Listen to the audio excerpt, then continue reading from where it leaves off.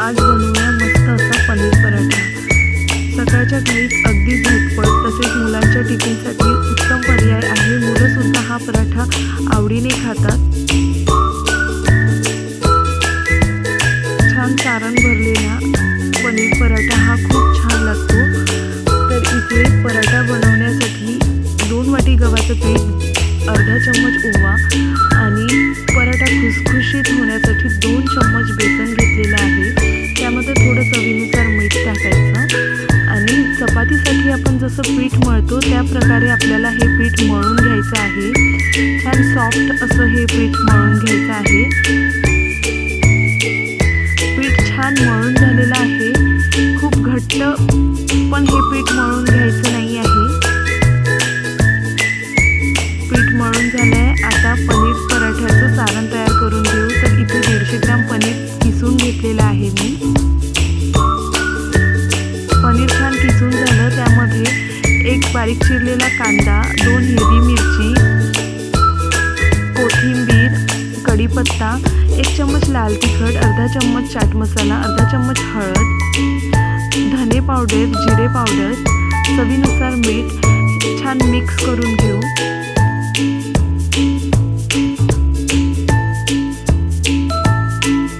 पनीरमध्ये छान इथे मसाले मिक्स करून घेतले आहे। तुम्ही यामध्ये तुमच्या आवडीनुसार भाज्या सुद्धा घेऊ शकता। इथे पराठ्याचं सारण तयार आहे।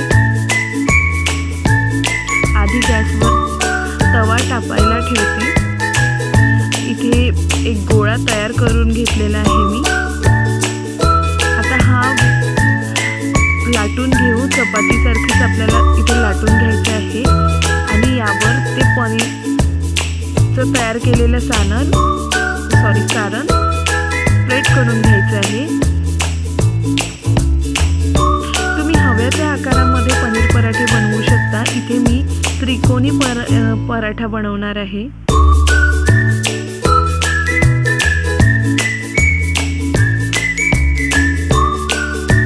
हा पराठा छान हलक्या हाताने कोरडं पीठ लावून लाटून घ्यायचा।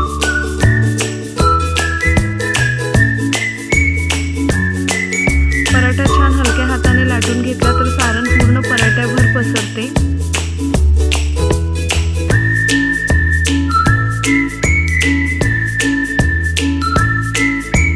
हा सारण भरलेला पराठा चवीला खूप छान लागतो। तुम्ही पण एकदा हा पराठा नक्की ट्राय करा। चपाती जशी भाजतो आपण त्याच प्रकारे हा पराठा भाजून घेतला मी आधी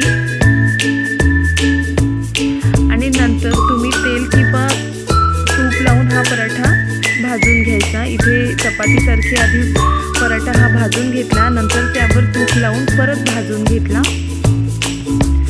तयार आहे मस्त खुसखुशीत असा पनीर पराठा। तुम्हाला रेसिपी कशी वाटली नक्की मला सांगाल। अगदी मुलांच्या टिफिनसाठी सकाळच्या घाईत झटपट हा पराठा बनतो आणि चवीलाही खूप छान लागतो। अगदी लहानांपासून मोठ्यांपर्यंत हा पराठा सगळ्यांनाच खूप आवडतो।